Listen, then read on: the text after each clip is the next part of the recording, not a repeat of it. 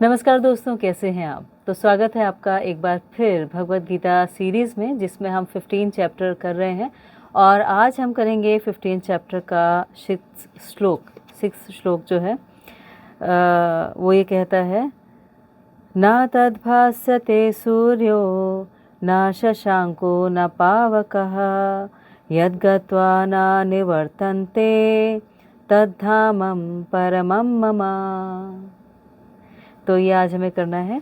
इसका अर्थ है ये मेरा परम धाम ना तो सूर्य या चंद्रमा के द्वारा प्रकाशित होता है और ना अग्नि या बिजली से। जो लोग वहाँ पहुँच जाते हैं वो इस भौतिक जगत में फिर से लौटकर नहीं आते। तो इसके तात्पर्य में क्या है ये हम देखेंगे।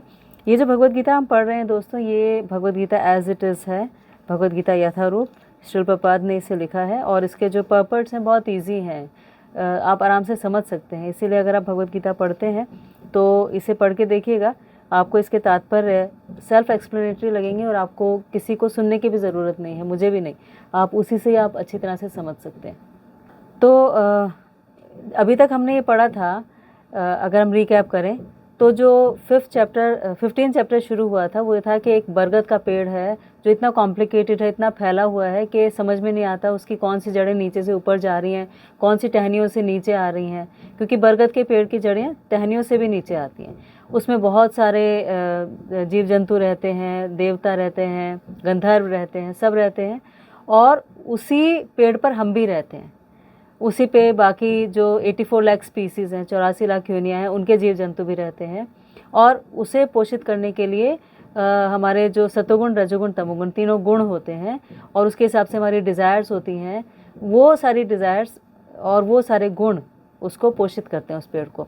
और वो इतना कॉम्प्लिकेटेड है, लेकिन हम उसमें खुश नहीं हैं क्योंकि ये दुखालयम अशाश्वतम है। तो ये जो फील्ड ऑफ एक्टिविटी है जिसमें हम खुश नहीं हैं, उससे बाहर निकलना ज़रूरी है ताकि हम खुश हो सके, क्योंकि हमारी नेचर है खुश रहना। तो कैसे खुश रह सकते हैं? जब हम उसको काट के उससे बाहर निकले और बाहर निकल के कोई ऐसी जगह ढूंढें जो परमानेंट हो और जहाँ पे हमेशा सब खुश रहते हो। ये क्रक्स है अभी तक का। तो काटने के लिए बताया कि डिटैचमेंट ज़रूरी है, कि आपका मोह नहीं होना चाहिए जो आप कर रहे हैं उससे, और जिस तरह के एक्शंस आप ले रहे हैं उससे, उसके रिजल्ट से मोह नहीं होना चाहिए, उस काम से भी नहीं होना चाहिए। और समझना चाहिए कि ये सब कुछ हमारा नहीं है, हम सिर्फ एक निमित्त मात्र हैं, हम एक सिर्फ इंस्ट्रूमेंट हैं और हम सिर्फ वो करते जा रहे हैं। बाकी हमारा सिर्फ एक लीज पीरियड है 100 साल का। 100 साल से पहले हमारा नहीं था, 100 साल के बाद हमारा नहीं होगा। तो हमारा मोह होना नहीं चाहिए। हमें कोई प्रतिष्ठा, कोई लाभ, कोई काम, क्रोध, मोह, लोभ, लब, मत, मत्सर, इन सब से कोई वास्ता हमारा होना नहीं चाहिए। ये बताया गया। अब आगे इसमें जो ये श्लोक है इसमें बताया गया है कि जो अपने आप को क्वालिफाई कर लेते हैं ऐसा कि वो ऐसे धाम में जा सकते हैं, वो क्वालिफिकेशन के बाद वो कहाँ पहुँचते हैं, ये इसमें बताया गया है 15 चैप्टर में। कि जो कंडीशनड एंटिटीज़ हैं वो कंडीशन एंटिटीज़ कहाँ जाती हैं, ये 6 श्लोक बताता है। तो ये कहता है कि एक ऐसा वर्ल्ड है, सुप्रीम वर्ल्ड है जो परमानेंट है और जहाँ जाकर आपको लौटना नहीं पड़ेगा, और जहाँ पर ना सूर्य की आवश्यकता है, ना चंद्रमा की आवश्यकता है, ना अग्नि की आवश्यकता है, ना बिजली की आवश्यकता है। वो अपने आप ही हमेशा प्रकाशित रहता है। तो ये इसमें बताया गया है।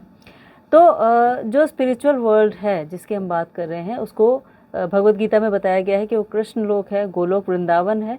और वहाँ किसी चीज़ की ज़रूरत नहीं है, वहाँ पे सब हमेशा खुश रहते हैं।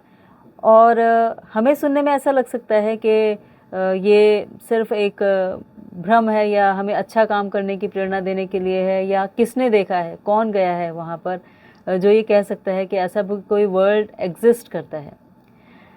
तो ठीक है, कोई नहीं गया है, लेकिन फिर भी अगर ऐसा सोच के हम एक अच्छा जीवन जीते हैं और हम अपने एक्शंस को बेटर कर सकते हैं, तो उसमें कोई बुराई नहीं है। और दूसरी बात, एक बार श्रील प्रभुपाद से किसी ने ये पूछा था कि श्रील प्रभुपाद, आप हमेशा कृष्णा कृष्णा करते रहते हैं और आप हमेशा आरती और भगवान और ये सब सोचते रहते हैं, क्या हो अगर आपको एंड में जाके ये पता लगे कि ये सब कुछ होता ही नहीं, भगवान नाम की कोई चीज़ ही नहीं है और ऐसा कोई धाम नहीं है और हमारी मृत्यु के बाद हम यहीं लौट कर आएंगे।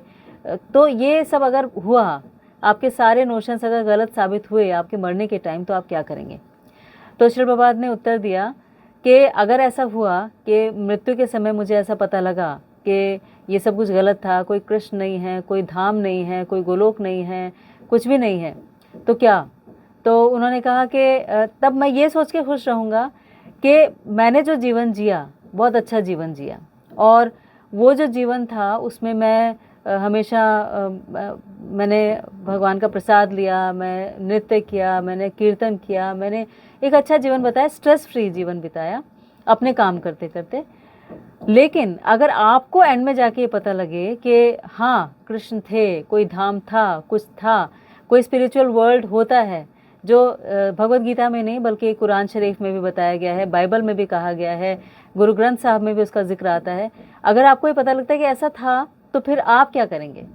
तो इसीलिए अगर हम भगवत गीता पर विश्वास ही नहीं करेंगे, हमारा फेथ ही नहीं होगा उनके वर्ड्स पर, उनके कथन पर, उनके वचन पर, तो फिर हम उसको आत्मसात नहीं कर पाएंगे। इसीलिए सबसे इम्पॉर्टेंट है कि फेथ हो, और फेथ का मतलब हुआ कि जो हम पढ़ रहे हैं उस पर हमें विश्वास हो कि ये लिखा हुआ है तो ये गलत नहीं हो सकता, तब हम इसे समझ पाएंगे। नहीं तो ये एक बहुत ही सीक्रेटिव नॉलेज है दोस्तों, ये समझ में नहीं आ सकती।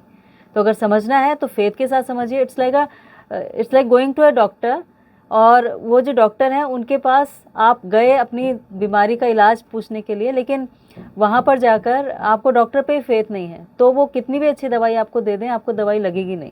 लेकिन अगर फेथ है तो कोई डॉक्टर आपको एक कागज़ में कुछ मिट्टी बांध के भी दे दें कि ये खा लेना सुबह और शाम, आप ठीक हो जाओगे, तो उस डॉक्टर के फेथ की वजह से आप ठीक हो जाओगे, दवाई उतना असर नहीं करेगी। इसीलिए भगवत गीता के वर्ड्स पर भी अगर हमारा फेथ नहीं है तो फिर हम आगे नहीं बढ़ सकते। तो ये जो बताया गया है इस चैप्टर में कि ना तद्भासते सूर्यो ना शशांको न पावका यद गत्वा न निवर्तन्ते तद्धामम परमम मम, ऐसे ही एक श्लोक 8th चैप्टर में भी है 8.20, जो इसी तरह से बताता है।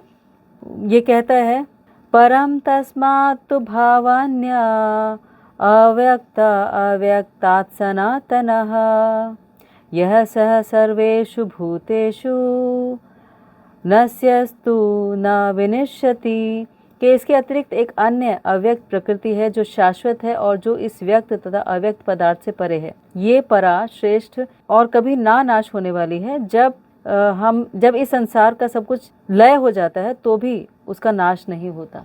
तो ये 8th चैप्टर में भी बताया गया है कि ऐसी एक जगह एक स्पिरिचुअल वर्ल्ड है जिसे गोलोक वृंदावन कहा गया है, और जहाँ पर किसी की ज़रूरत नहीं है और जहाँ जाकर हमें लौटकर आना नहीं पड़ेगा।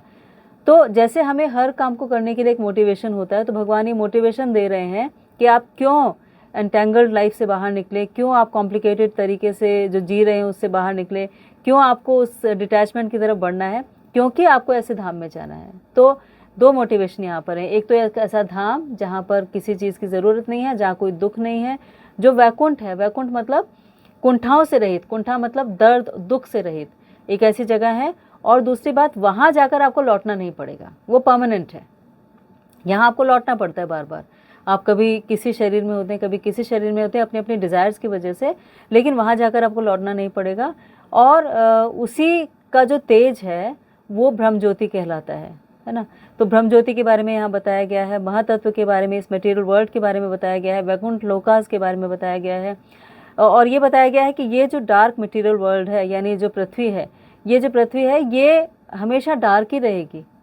तो इससे बाहर निकलना ज़रूरी है, और इससे बाहर निकलकर हम इस कंडीशनिंग से बाहर निकल सकते हैं, और हम उस संसार में पहुंच जाएंगे जहां पर सत चित आनंद हमेशा है, यानी हमेशा हम खुश रह सकते हैं। तो अगर हम देखें तो अभी भी हमारी कोशिश क्या होती है हर चीज़ को लेके कि हम हमेशा खुश रहें, है ना। हम हर चीज़ में खुश होना चाहते हैं। हम चाहते हैं कि हम अच्छा पढ़ लें तो इसलिए कि खुश रहें, हम अच्छी गाड़ी ले लें कि खुश रहें, हम बड़ा घर ले लें कि खुश रहें, हमारे परिवार हो के खुश रहें, हमें अच्छा स्पाउस मिल जाए कि खुश रहें। हर चीज़ में खुशी ढूंढ रहे हैं, लेकिन खुशी ढूंढ गलत जगह रहे हैं, ये प्रॉब्लम है। तो भगवान वो सही जगह बता रहे हैं, सही एड्रेस बता रहे हैं जहाँ जाकर हम एक्चुअली खुश रह सकते हैं। तो खुशी ढूंढना गलत नहीं है, पर गलत जगह ढूंढना गलत है। जैसे मैं आपको एक स्टोरी सुनाती हूँ कि एक बार एक व्यक्ति था और वो एक लैंप पोस्ट के नीचे, जैसे स्ट्रीट लाइट होती है ना, उसके नीचे कुछ ढूंढ रहा था। काफ़ी देर हो गई, उसे नहीं मिला। तो किसी ने पूछा बहुत देर से उसे ऑब्जर्व करने के बाद कि आप क्या ढूंढ रहे हो, इतनी देर हो गई, मैं आपकी कुछ मदद कर दूं। उसने बोला हाँ मेरी चाबी खो गई है और मैं वो चाबी ढूंढ रहा हूँ। तो वो भी ढूंढने लगी और फिर ढूंढ के उन्होंने पूछा थोड़ी देर बाद कि कहाँ गिरी थी आपकी चाबी। तो उन्होंने कहा कि चाबी तो पिछली गली में गिरी थी, लेकिन वहाँ पे इतना अंधेरा है, वहाँ तो मैं नहीं ढूंढ सकता था, इसलिए मैंने सोचा यहाँ ढूंढ लो। तो चाबी गिरी वहाँ थी तो यहाँ कैसे मिलेगी?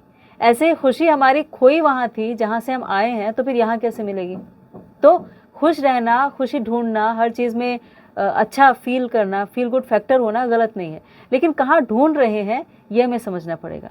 तो ये वर्ल्ड ऑलरेडी दुखालयम अशाश्वतम है, क्योंकि जैसे हिमालय होता है जहाँ पर बर्फ ही बर्फ है, विद्यालय होता है जहाँ विद्या मिलती है, अनाथालय होता है जहाँ पे अनाथ बच्चे रहते हैं, ऐसे दुखालय का मतलब जहाँ पर दुख ही दुख है। तो आप किसी की भी लाइफ उठा के देख लीजिए, किसी से भी बात करके देख लीजिए, हर एक की लाइफ में एक ना एक दुख है। तो ये दुखालयम है प्लस अशाश्वतम है। अशाश्वतम मतलब टेम्पररी है। तो इस टेम्पररी वर्ल्ड में हैप्पीनेस ढूंढने का यही तरीका है कि उनसे कनेक्ट हुआ जाए जो सत चित आनंद के आगार हैं। और वही कोशिश भगवत गीता हमें देती है, हमें बताती है, हमें प्रेजेंट करती है उस प्रॉब्लम के लिए और उस सोल्यूशन के लिए जिसके लिए हम आतुर हैं, हम चाहते हैं, ईगर हैं, अपने अपने तरह से भटक रहे हैं, लेकिन हमें समझ में नहीं आ रहा कहाँ ढूंढे। तो वो जो सोल्यूशन है, वो जो उत्तर है, भगवत गीता से मिल सकते हैं। आप प्लीज़ भगवत गीता को ध्यान से पढ़िएगा, इस चैप्टर को, ये जो श्लोकास हैं इनको, और आपको आपके सारे आंसर्स, सारी क्लैरिटी सब आराम से मिल जाएगा। आपने इसके लिए इतना टाइम निकाला, इसके लिए आपका बहुत बहुत थैंक यू, धन्यवाद, शुक्रिया।